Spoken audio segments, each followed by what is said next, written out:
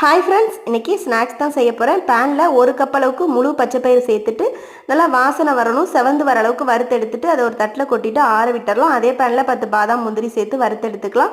நம்ம வறுத்த பயிரை கழுவிட்டு தண்ணி சேர்த்து வேக விட்டுறலாம்.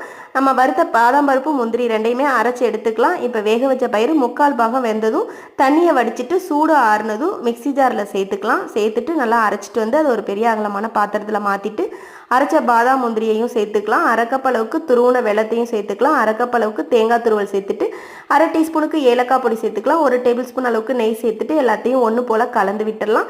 கலந்து விட்டுட்டு நம்ம இதை லட்டு பிடிச்சிக்க வேண்டியதான். சின்ன உருண்டையாவோ பெருசாவோ நம்ம விருப்பம் போல் பிடிச்சிக்க வேண்டியதான். ஹெல்த்தியான சூப்பரான பச்சை பயிரில் லட்டு ரெடி ஆகிடுச்சு.